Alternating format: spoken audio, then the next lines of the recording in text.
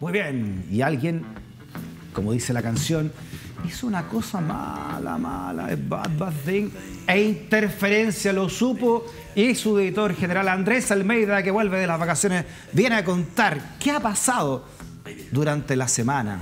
Don Andrés, bienvenido nuevamente al escenario del Poder. Muchas gracias, no tengo idea, yo estaba de vacaciones, así que no respondo. ¿Sí? No tengo idea de qué le ha pasado, así que no me pregunten nada. Sí, vengo a rellenar, así que... Oiga, tenga cuidado, que Lisette Fossa hizo una gran labor aquí, ¿eh? Ah, sí, así me dijeron, yo no la he visto todavía, pero la tengo ahí, el link de YouTube listo para ver muy bien. El reemplazo natural. Le mandamos cariño a Lisette también, que hizo una gran labor, ¿eh? Sí, muchos cariños a Lisette. Muy bien, comencemos entonces a ver las maldades, ¿no? Interferencia.cl, periodismo independiente, y comenzamos con lo siguiente, que dice que la convención blinda al juez Urrutia y Corte de Santiago desestima sancionarlo en estrecha votación. Nota de Camila Higuera y Maximiliano Alarcón, ¿no? Todo esto en el Poder Judicial versus también la Constituyente, fotos ahí de algunos constituyentes que trae Interferencia.cl, y también ahí aparece el juez Urrutia. Bueno, un juez muy díscolo, ¿no? Y muy defensor de derechos humanos. Sí, yo creo que lo que está haciendo el juez Urrutia es algo sumamente interesante, porque lo hemos comentado en este mismo espacio, ¿no? Que las altas cortes del país se han alineado bastante con el gobierno. Ya ha sucedido este fenómeno de presos políticos, de cautelares muy excesivas para delitos muy menores. O sea, se ha producido un ambiente de persecución de alguna manera a la protesta, y el juez Urrutia ha tenido, a mi juicio, la valentía como de poder representar ese asunto. Y bueno, él lo hizo la semana pasada. Ya antes lo había hecho cuestionando los detenidos políticos, ¿no? La cantidad enorme, en fin. Sí. Había sido sancionado, después una corte internacional le da la razón a él. Y ahí ya comienza la distancia con el Poder Judicial, ¿no? Claro. Y el actuar que ha tenido desde el estallido social. Claro. Y él seguramente, si es por la manera de regirse el Poder Judicial, su carrera probablemente no va a prosperar mucho más. Entonces él también se puede quitar la mordaza de todo este asunto. Y él fue a la convención a hablar sobre temas de derechos humanos, y se fue en picada justamente contra las altas cortes, porque por lo que nosotros hemos conversado tantas veces, ¿no? Pero es distinto que lo diga un juez, ¿no? Y que lo diga un juez y que represente todas estas inquietudes respecto de cómo el Estado chileno ya se volcó en contra de la protesta social, y especialmente de aquellas personas que estuvieron con mayor roce o desgaste con respecto a la fuerza pública, etcétera. Entonces, él hace estas declaraciones, esta presentación en la convención, y se produce un efecto muy interesante, porque la Corte entiende que tiene que sancionar al juez por sus dichos, pero sin embargo la convención ayer también defendió al juez Urrutia. Entonces 50 y tantos convencionales de varias de las bancadas, no sé si podemos llamar de bancada, apoyaron a Urrutia respecto de sus palabras, de la libertad de expresión que puede tener un juez también en una república. Y finalmente, no sé si eso tuvo efecto o no, pero finalmente pierde por un voto la posibilidad de sancionar a Urrutia dentro de... Claro. Lo que dijo Urrutia puntualmente esta vez, ¿no? Fue que si la justicia hubiese actuado más célere en impedir que Carabineros usara, por ejemplo, balines y otros elementos, después no hubiese habido tantos jóvenes sin daño ocular, ¿no? Claro. O sea, atribuye entonces complicidad a la justicia de los traumas oculares y mutilaciones oculares que hubo después de la represión. Sí, y además nombra jueces con nombre y apellido, ¿no? Entonces eso también genera una especie como de malestar. Ahí se chocan ciertas costumbres y hábitos, ¿no? De nunca nombrar a personas... Cómplice de disculpa por omisión, claro, a eso me refiero. Claro. Entonces nombra a algunas personas, y bueno, y se produce este efecto. Y a mi juicio, lo interesante de todo esto es que se produce un choque entre el Poder Constituyente y el Poder Judicial. Que hoy día tenemos un cuarto poder, ¿no? O sea, está el Poder Ejecutivo, el Legislativo, el Judicial, y está el Poder Constituyente. Entonces, me parece sumamente interesante cómo, a pesar de que ha estado bastante asediada la convención por campañas comunicacionales para desprestigiarla, sí, finalmente va con el sentido de la historia, va con la atracción del tiempo, y pese a todo, digamos, yo creo que ha logrado ir amasando la idea de que, bueno, que se trata de un órgano constituyente, no una especie como de 155 niños de los mandados que van a ir a redactar una constitución a la pinta de quienes firmaron un acuerdo en noviembre, sino que más bien se transforma en algo bastante... sí, y se me fue la palabra ahora. Bueno, lo dijo Jaime Baza, ¿no? Sí. Dijo, no nos van a venir a pautear aquellos que tienen miedo de perder sus poderes atávicos también, ¿no? Claro. Y que de alguna manera todos lo han conseguido gracias a la Constitución de Pinochet también, que queremos dejar atrás. Claro, soberano, esa es la palabra que quería decir. O sea, hay una expresión del poder soberano que me parece súper interesante. Claro, esto ha estado teñido con otros temas, ¿no? Como cuando la Comisión de Derechos Humanos habló de transformar a Carabineros en una policía civil. Yo creo que ahí se van produciendo ciertas discusiones. Eso probablemente no sea una discusión que le convenga particularmente a la Convención en el momento de hoy, pero de todas maneras queda claro que va a ser la Convención la que va a definir bastantes cosas más, no solamente lo que pase con el Tribunal Constitucional. ¿Te acuerdas también que lo conversamos en algún momento? Que el Tribunal Constitucional reculó cuando fue el tema del tercer retiro porque se dio cuenta de que podía dejar de existir en un contexto de convención constituyente. Entonces yo creo que también esto avisa no solamente a la Corte de Santiago, en la Corte de Apelaciones de Santiago en este caso, sino que también hay varias señales de que se empiezan a dar cuenta que aquí el Poder Constituyente tiene la sartén por el mango, ¿no? Y eso yo creo que es sumamente interesante de ver cómo en la práctica se va produciendo, porque nace la Convención en un contexto de cierta anarquía, ¿no? Es bastante caótico porque no tenía referentes, no tenía reglamento, el resultado electoral era absolutamente inédito, inesperado, con muchos actores que no tenían experiencia. Entonces, pese a todo, yo creo que ya tienen un reglamento, claro, entonces se va transformando seguramente en el órgano con mayor energía política de todo el sistema. Entonces, a mí me parece que este tipo de cosas... Y pese a todo, ¿no? Como lo hemos hablado, o sea, en términos simbólicos, esta convención tiene en su mano la pluma, la tinta con la cual se va a reescribir Chile de aquí en adelante.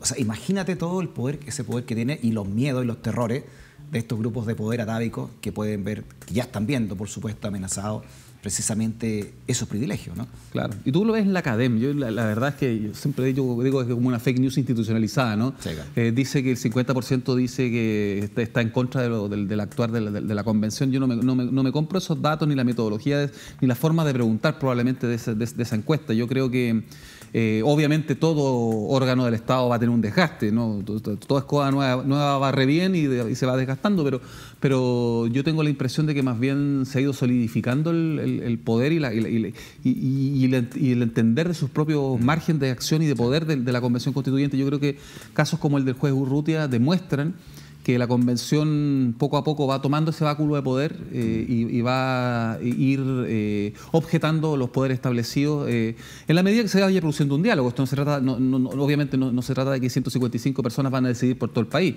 Hay presiones sobre la Convención también y esas presiones se van a ir representando también. No va a ser tan fácil transformar a Carabineros en una policía civil, por decirlo de alguna manera. Y discusiones democráticas que tienen que hacerse, incluso dentro de las mismas colectividades. Recién hablamos con Hassan Akran lo que está ocurriendo en la lista del pueblo, por ejemplo, ¿no? Claro. Como también ellos mismos están decantando en algo que tiene que institucionalizarse, nos parece, si quieren seguir adelante, ¿no? Claro, y además están electos, o sea, lo que pasa es, vamos a ver si siguen como bancada o no, pero el fenómeno de la lista del pueblo ya fue, o sea, llegaron con la segunda, tercera bancada más grande de la convención, se ha ido desgranando, pero de todas maneras ellos vienen electos con un mandato, ¿no? Con un mandato popular, sí, de representar ciertas inquietudes, muchos vienen de los territorios, de peleas medioambientales, entonces se produce un escenario interesante en el cual yo creo que poco a poco se va entendiendo esta capacidad de la Convención de crear un poder soberano, constituyente, que los demás poderes empiezan como a tomar nota. Yo creo que la votación de 12-11 es muy decidora. Sí, tenemos que aprender nosotros como ciudadanas y ciudadanos a mirar también los medios. Todos los medios tienen una línea editorial, este también lo tiene una línea editorial, este programa al menos, no sé, que está también por la libre expresión, ¿no? Trayendo a todas las voces que quieran venir, invitando a todas las voces también que hay, ¿no? Y que pueden aportarnos desde algún punto de vista. Y en ese sentido también aprender a leer las encuestas. Quiero recomendarle a todos, ¿no? Este tuit de un sociólogo académico de la Universidad de Chile llamado Giorgi Boccardo, ¿no? Que señala, ¿no? Y ahí está el estudio también en ese link. Dice Giorgio, volví a revisar el diseño metodológico de CADEM. En suma, consultora de poca monta que realiza muestreo por cuotas sin base científica para hacer inferencia poblacional. En el Chile constituyente no debe haber financiamiento público para estos panfletos, dice, y este link te lleva a la metodología de CADEM, de acuerdo a este sociólogo y académico de la Universidad de Chile. Sí, pues. O sea, y está el debe también los sociólogos, los investigadores de consultas de opinión.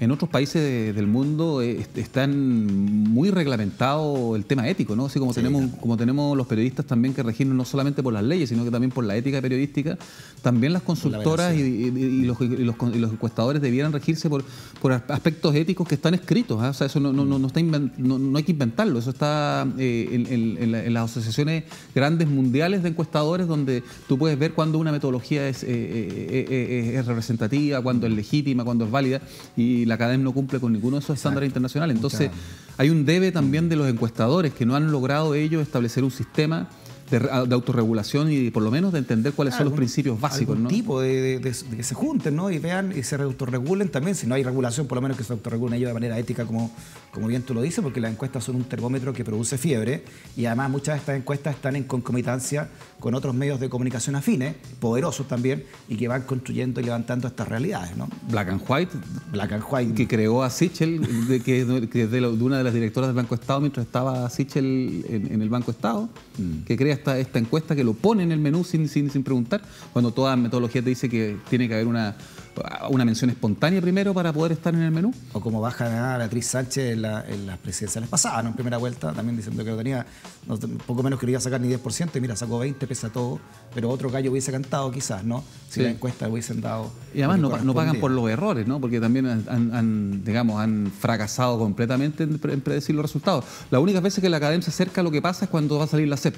Que como que el único momento del año en que la academia ajusta un poquito es cuando va a salir la CEP, que todavía la CEP tiene cierta prestigio todavía, pero hay que ver. Pero también pertenece a un grupo económico también importante, ¿no? Claro. El grupo Mate, básicamente. Sí.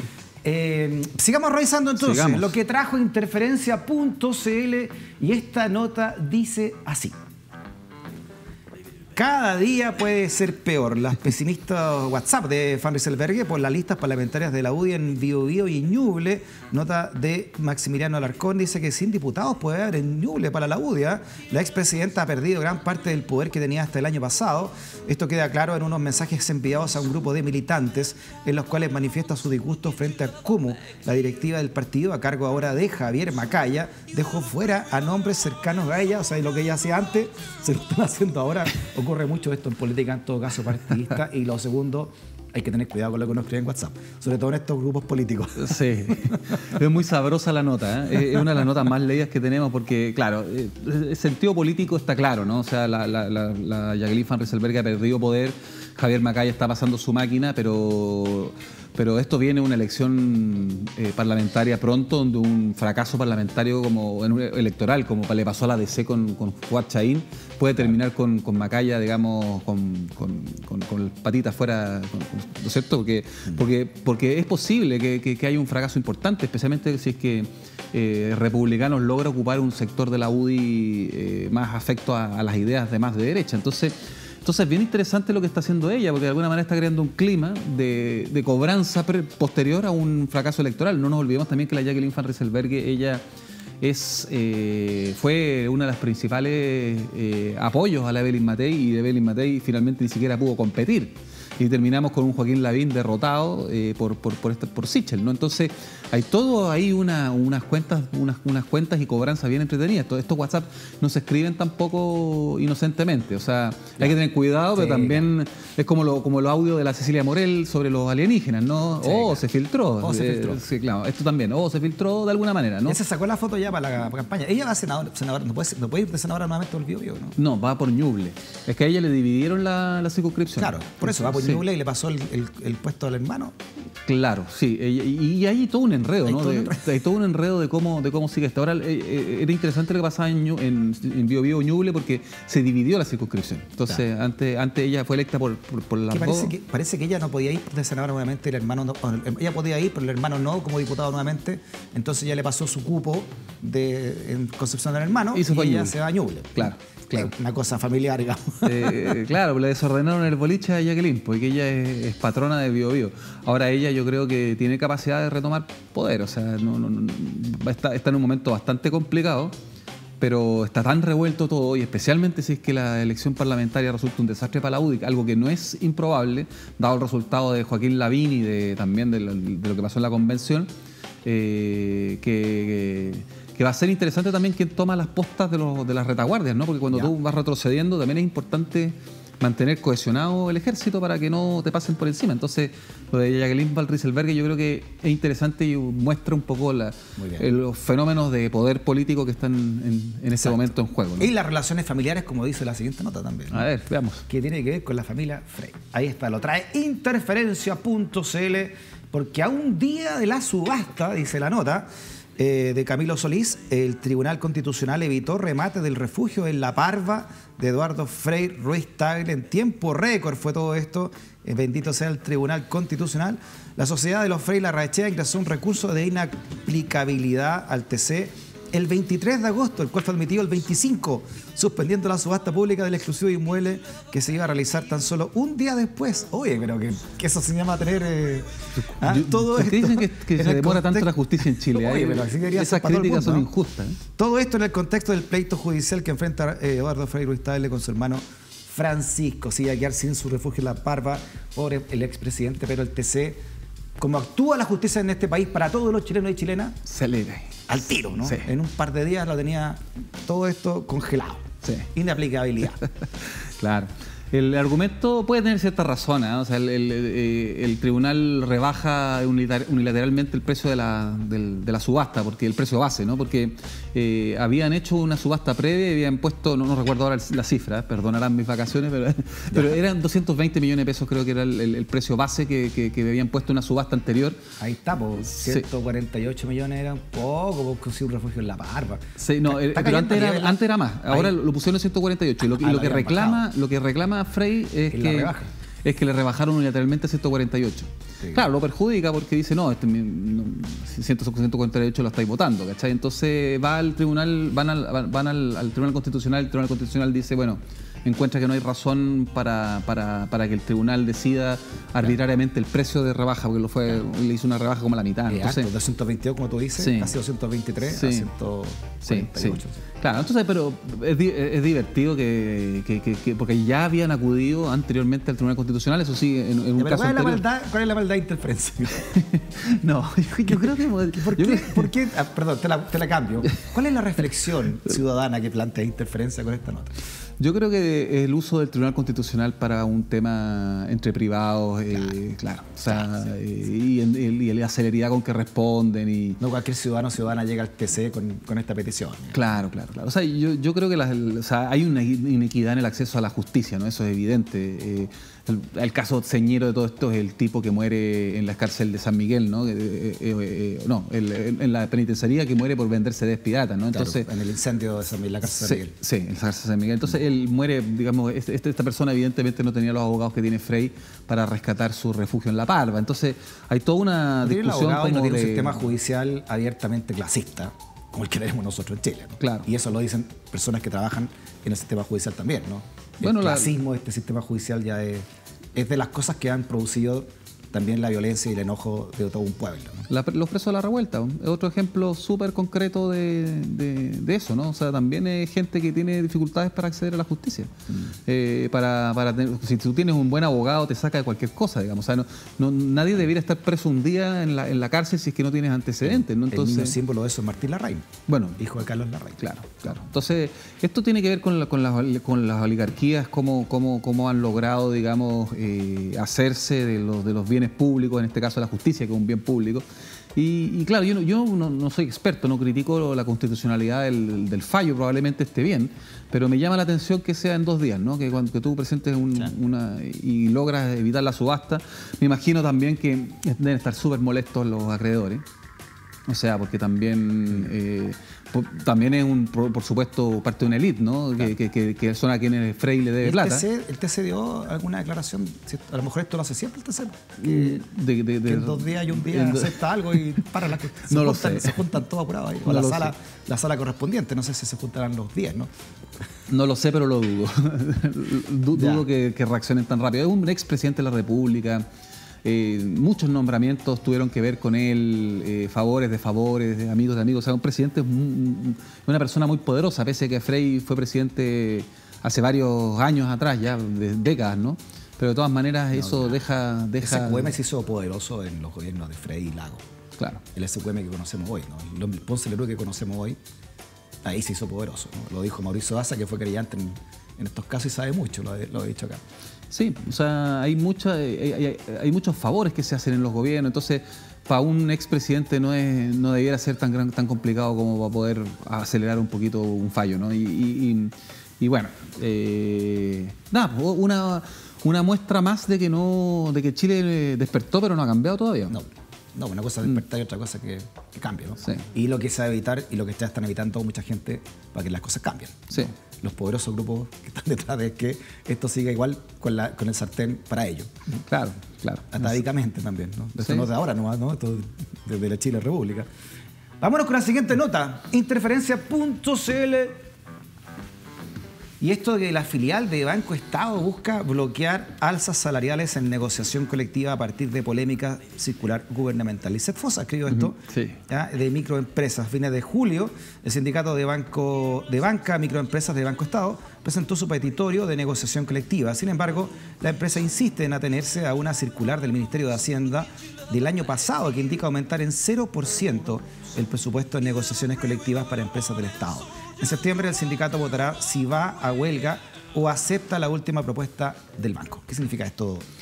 Esto es otra muestra más de generosidad de las empresas públicas que nadie entiende bien por qué son públicas, ¿no? O sea, está bien, una empresa del Estado no tiene por qué ser, digamos, un botín de los trabajadores, eso se entiende, pero de todas maneras, en la mitad de una pandemia, en la negociación, frenar, digamos, cualquier alza en la negociación colectiva con un sindicato, en medio de una situación inflacionaria además, ¿no? Porque estamos también en una situación inflacionaria, y aducir a una circular que data de los tiempos de Ignacio Briones, en la cual estaba, digamos, para generar cierta solvencia fiscal o generar algún nivel de ahorro, ¿no? Que se demostró ser una política completamente errada en la mitad de una pandemia, y acudir a esa circular, la cual no ha sido respetada en la práctica por las empresas, porque las empresas del Estado igual de todas maneras tienen que funcionar como empresas y como tales tienen que responder a las demandas de los trabajadores. Entonces, ampararse en una legislación que ha demostrado ser, o sea, no es legislación, pero en un decreto o en alguna normativa de ese ejecutivo que celebraba un IFE, digamos, miserable, 60.000 pesos. Entonces, demuestra un poco también cómo una institución por muy pública que sea no está a la altura también de las necesidades. Los trabajadores del Banco Estado, de este caso de microempresas, decían además que justamente ellos habían sido los que más cerca habían estado del público para atender a las necesidades de la microempresa, que eso te puedes imaginar la avalancha de necesidad de repactar deudas, de pedir pequeños créditos. Son las más azotadas por la pandemia las microempresas. Claro, entonces es como castigar a la primera línea de salud, ¿no? O sea, porque son quienes... Muchas de estas microempresas también tienen tremendos problemas de accesibilidad a Internet, entonces muchos de los trámites tienen que realizarse presencialmente. Entonces los trabajadores, a mi juicio, con justa razón, dicen, bueno, estás usando una circular, digamos, que es perjudicial para nosotros, y no estás reconociendo lo que nosotros pusimos en esta pandemia, ¿no? Que fue justamente tener la atención de un segmento que fue duramente golpeado. O sea, el cuestionamiento acá es el rol, finalmente, que tiene el Banco del Estado. Claro, o sea, y de estas prácticas tan antisindicales, ¿no? O sea, no sé si llega a ser una práctica antisindical, pero evidentemente lesiona las posibilidades de una negociación colectiva, ¿no? La negociación colectiva, si tú partes diciendo que no hay el alza va a ser igual a cero, no estás negociando, ¿no? Entonces, de alguna manera, tú estás bloqueando la negociación colectiva. Lo que no es exactamente así, técnicamente hablando, el alza solamente puede ser igual al del año anterior, o sea, pero no va a haber un alza extra. Pero de todas maneras limitas a propósito de una circular de un ex ministro, además una circular que nadie respeta. Entonces, eso también genera ciertas desigualdades, porque el mismo Banco Estado, entiendo, otras filiales no se acogieron a esta circular y varias otras empresas del Estado tampoco, porque no tenía sentido. O sea, básicamente porque tú estabas en la mitad de la pandemia y la verdad es que hacer política de austeridad en la mitad de una pandemia es no solamente inhumano, sino más probablemente no sea económicamente apropiado, porque tú tienes que generar cierta actividad de la economía. Claro, te vas a endeudar. Con la microempresa, ¿no? Sí. Alcanzamos a leer la última, ¿te parece? Me parece. Vámonos con la siguiente nota de Interferencia.cl, porque investigadores, dice, afirman que países más ricos, a propósito de lo que estamos hablando, ¿no?, acumularán 4.000 millones de dosis en exceso de vacunas contra el COVID-19 en 2022, lo trae Joaquín Rifo. Esto es según una publicación de la revista médica BMJ. Los países ricos se han asegurado cientos de millones de vacunas COVID que ya no necesitan o no pueden usar, ¿no?, el acaparamiento tan propio también de un sistema, de un modelo, ¿no? Sí, yo creo que esto pone en cuestionamiento el capitalismo global, ¿no? O sea, es como en los tiempos del siglo XX, que había suficiente trigo para alimentar al mundo y sin embargo África estaba muriendo de hambre, ¿no? O sea, existen vacunas para vacunar a gran parte de la población, pero no. Sin embargo, los sistemas en los cuales Chile participa, ¿no? Porque Chile es parte de esos países ricos que logra, no sé si somos tan ricos, pero por lo menos estamos en ese segmento de países que lograron acceder a los mercados y comprar vacunas. Y bueno, varios de estos países hoy día tienen el drama, y eso lo explica la nota muy bien, que tú compras las vacunas, las acaparas, porque realmente esto es un acaparamiento de vacunas y muchas están venciéndose. No, increíble. Entonces tú tienes vacunas. Los países funcionan más que los seres humanos, ¿no? ¿Te acuerdas cuando comenzó la pandemia y la gente iba a los supermercados y acaparaba y compraba Confort, Lisoform, alcohol gel y como si la cuestión. Y les dejaba el resto sin nada, ¿no? Sí. Acaparaba, llenaba los Esto es igual. carros.